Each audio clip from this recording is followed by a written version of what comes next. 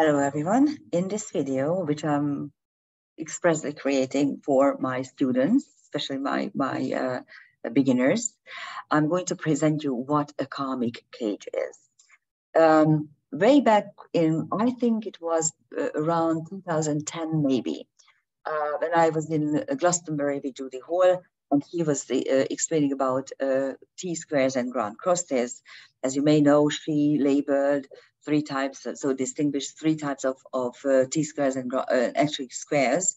She said that the cardinal square was something that was important for this life. It gives you energy and a lot of strife, but at the same time, it gave you like a go-getting energy as well, whereas fixed squares were deeply ingrained, unresolved karmic patterns, and then mutable squares were signifying things that you have been working a lot about, but you haven't resolved yet, but you will be able to resolve it. So she distinguished these three squares like this.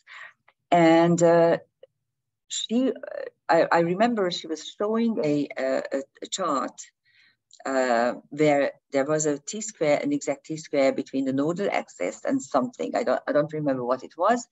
And I blurted out that this is like a karmic cage. And she looked at me and she said, brilliant, this is what we are going to name it. So actually I coined the term, but she was the godmother, the fairy godmother. And yes, from then on, I was calling, I have been calling T-squares that were formed between the nodal axis and a planet as karmic cages. Why, you might ask? Yeah. First of all, because in karmic astrology, the south node is our karmic experiences, a karmic package that we come in, and we are going to utilize it in this incarnation whenever we are questioned or cornered or threatened, and we use it as a defense mechanism, really, or as a tool, how we can get out of those tight corners. And for a while, this is very instinctual. And then comes a time, sometime around your midlife crisis, which could be anywhere between 43 and 47 even, depending on a lot of things. But decidedly, there is a turning point in everyone's life. The psychic reason is very obvious, I think. Most people live until 80, 85, maybe 90 years. You don't see that many old people above 90. My mother, bless her heart, she lived until 95, and she was very, very healthy, thank God. But you know, this was not natural, really, because my father died at 63. So if you compare these two lifespans, they are very, very different. Of course, my father was in the Second World War, and he was also taken as prisoner of war. So he had all kinds of problems, let's put it this way. Anyhow, so most people experience some sort of turning point in their lives around between 43 and 47. That's the midlife crisis. And then you usually turn into a different direction, or you change certain things in your life. And this could greatly be helped, this process could greatly be helped if you realize your North Node. It's also very important that we ourselves choose these energy patterns. I often hear, especially from students and sometimes from clients as well, that I was given this task. Yes, there are sometimes such cases, I admit, when, especially with the North Node, you are operating on a mission. It happens quite interestingly whenever you go after your previous death, you went on a very, very high ascension and went to a very, very high dimensions, because those ascended masters up there have no idea what's going on down here, simply because life and time has accelerated. About 1,000 years ago or 2,000 years ago, everything was very, very slow, and then it's accelerated. And in the last 90, 100 years, last 20 years especially, it really became out of hand. So if you went up too high, those powers that be in the center of the universe have no clue what's going on here. They have no idea how everything changed and how fast everything changed. And they may give you a task, and actually you may be prepared to do something, and down here you realize it's totally out of hands and totally irrelevant already. But most of the time you yourself choose your karmic destiny, and that is the North Node. And usually you spend about half your lifetime operating from your South Node whenever you are cornered, and you don't even think about accessing your North Node until comes a point when you decide that you need new tools and new aspirations.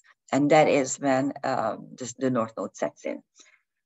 But if you have a T-square, if your nodal axis is in a complex planetary picture, then this may come much earlier. And of course, conversely, when you are not such a very strong character and such a mindful person, then it may come as old as like 60, 65, or even right before your death.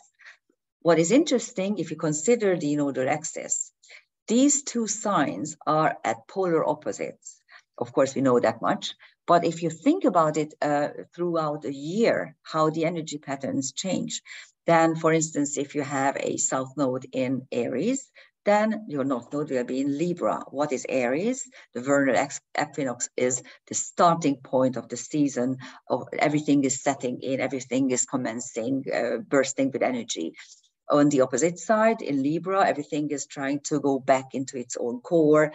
It's shrinking, it is letting things go. So these two patterns, and anywhere you take a look at these opposite forces, you will see that they are really describing different energies in the year and different potentials.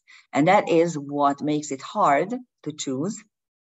But at the same time, oppositions are always in the same polarities. So when you have a fire sign, you will have an air sign. When you have a water sign, you will have an earth sign, and vice versa. So actually they are supporting each other. So yes, you could actually go in between and support both of the energy patterns that you can learn. And this is greatly helped by a karmic cage. It's not nice, I should say, because you are in a constant clash with yourself. Squares, of course, are high impact aspects. It gives you daily motion. It gives you daily chores and tasks. And on the 11th of January, this is what we are going to have. The Venus in Aquarius is going to be exactly squaring the nodal axis. This is going to happen around 8 o'clock a.m. London time. That is when it becomes exact. So give or take any of the hours wherever you are on the globe, and you can calculate your own time.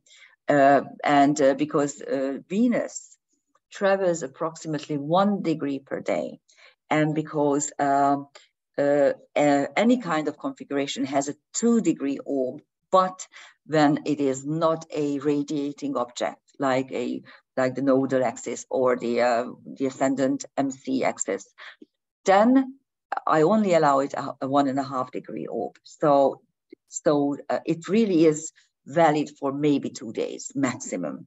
Okay, let's take a look. What else is going there? Are there any dissolutions to the T-square? Yes, there are. At the same time, exactly around 8 a.m. London time, the moon will also enter the picture. And of course, Hygeia is still there at 10 degrees Capricorn. So Hygeia and Chiron is a little bit out of orbit. It's almost 12 degrees in Aries. But the moon will be creating a kite. And actually, it is an earth water kite between 6 a.m. and 11 a.m. London time, if you are working with my very tight orbs. And there's also a narrow trapeze take a look at it. It's the Chiron South Node quincunx, denoting, and this is an ever applying quincunx, because no, actually it's separating, I'm sorry. It is separating because the nodal axis goes backward and Chiron goes forward at the moment. It used to be applying a couple of weeks ago. Now it's separating, but still there. Chiron is karmic wounds, and the south node is what you bring in for this incarnation. So that's the basis. So there's this karmic intent to resolve something very painful that comes from the past. And the two sides of the trapeze are two sextiles, so it's an easy step upward. There are potentials. One is the Venus-Chiron sextile, which Judy Hall called this planetary combination, she called Love Hurts. And when I begged her one day, please, can you give us some sort of perspective, some beautiful perspective. Of course, I have a Chiron Venus square, a fixed square of all. And then she looked at me and she said, okay, love is going to be a saving grace. That's what she said. I said, fine. Okay, but this is a sextile, so let's use it, utilize it as a potential for a saving grace, a healing potential. Okay. And then the other sextile is a Hygeia South Node sextile, which again gives us the potential to heal, to create sacred spaces and healthy environment out of our knowledge that comes from the past incarnations. The inside of this narrow trapeze are two squares. One is the Venus South Node, which is part of the Karmic Cage, and the other one is the Hygeia Chiron, which doesn't give us too much hope when we want to heal. And so if, you can see that, for instance, in China, this virus is again picking up, and again they are trying to push us into fear and consternation about that we are all going to die and whatever. This is exactly this cardinal square, which is quite tight, and it is going to be tightening in the upcoming weeks. So it's going to be there, and the top of the narrow trapeze is a Venus Hygeia semisextile. Semisextiles are twofold. They're a minor, of course, it's a minor aspect, it's a minor karmic aspect, but this could be helpful simply because air and earth are mutually compatible in a way that they are both rational, they are both empirical, so you can understand them. If it was an air and water, that would be difficult because thinking and feeling are mutually exclusive psychological modes. So this one can be resolved. So there is hope that we can still come out of this misery that they are trying to push us into, again, with threats of the virus. It's ridiculous, really. Okay, so what happens if we tighten the orb? This again is for my students who love to widen their orb. I always tighten them, they are always opening up. But here's what's happening. Of course, if you look at the orb, it always has two sides. So when I say the orb for a configuration is always about 2 degrees, then the 2 degrees can come from applying and separating as well. It just needs to be closed. That's the issue. And that's what makes it so difficult. Well, Mars is almost stationary. It will turn around on the 13th. And it's a little bit over 8 degrees. So it's kind of there even for the nodal axis, kind of, not really. But then Mercury, which is also retrograde, is at 12 degrees. So it's on the other side of the orb, the span of the orb. But if you include them, you will see that a number of other configurations are also springing to life. One is with the moon. It is a mutable Earth engine, Moon, Mercury, Hygeia, and Mars. It is only going to be there for a couple of hours. Then after that, it is falling apart. And then the other one is also with Mars, the South Node Venus fixed square and the Venus-Mars air trine is forming a fixed air engine. And if we take a look at the transcendental celestial objects, these give us the karmic layer, the deep karmic layer of the configuration. And we are going to look at them in regular order. So we are starting with the moon, which again, this will be valid for only a couple of hours. After that, it's falling apart.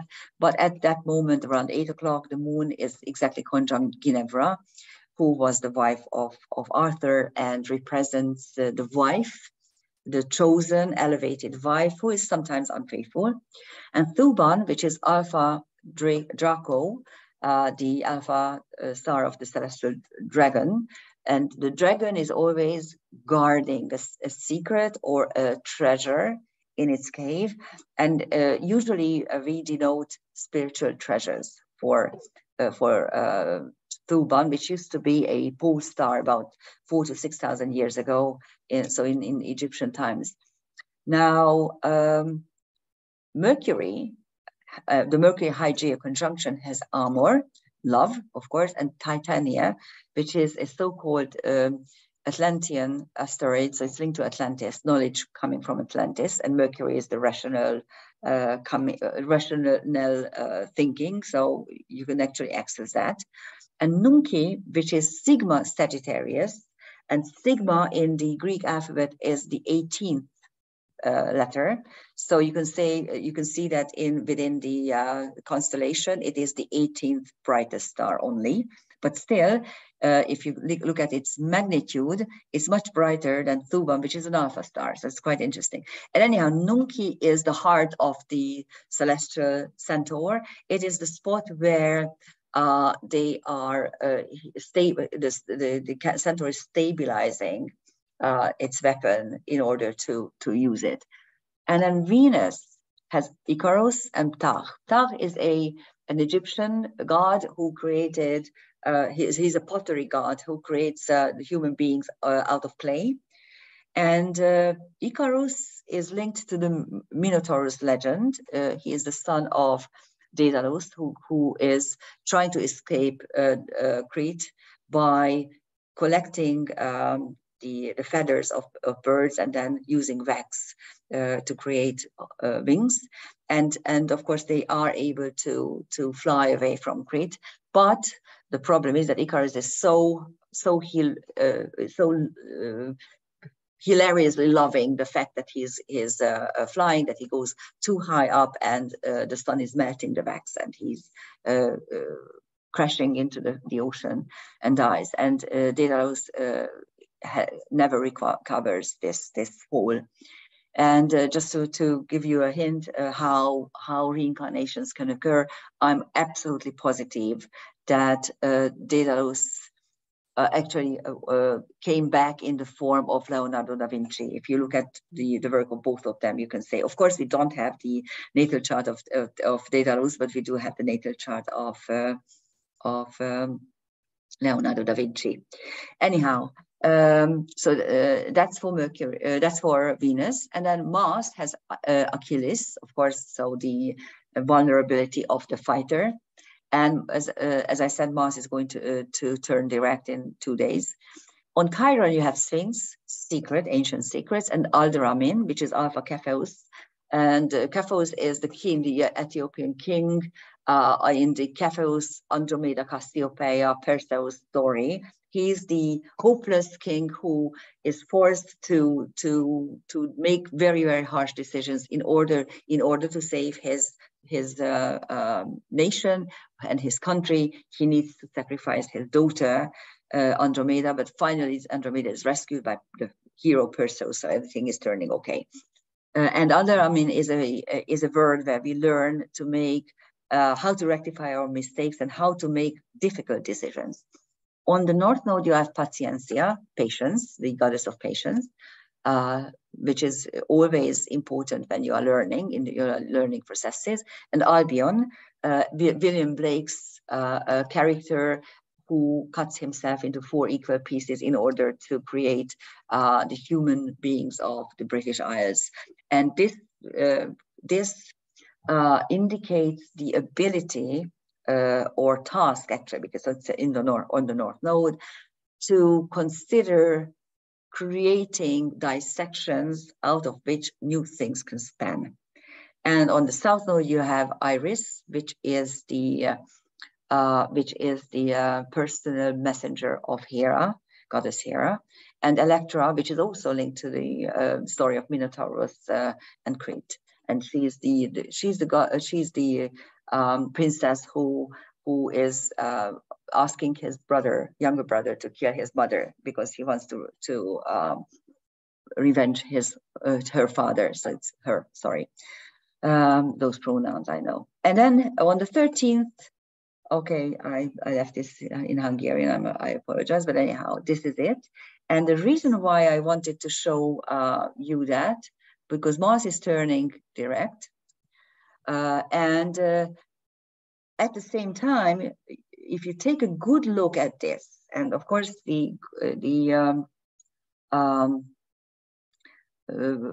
computer programs are going to show you that, yes, this is a T-scale, this is still a karmic cage, but it's not, because as you can see, Venus is already at 13 degrees, so it's totally out of orb for a configuration, especially for a configuration that has the nodal axis, which will be, that we must tighten it, because they are non-radiating points. And at the same time, Mars turning direct is actually forming another configuration, which is a dissolved opposition really to the nodal axis with a semi-sextile and a quincunx. That one is valid, and that one will be tightening in the upcoming days.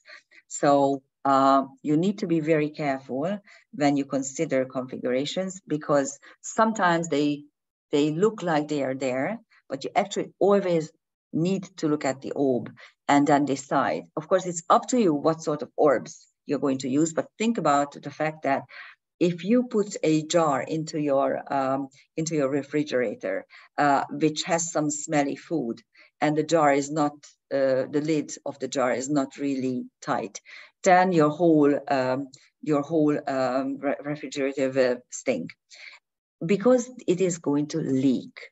And this is exactly what's happening with not very tight configurations. They are leaking energy, so they are not functioning properly. So that's why I suggest using tighter orbs. Thank you for listening. Bye-bye.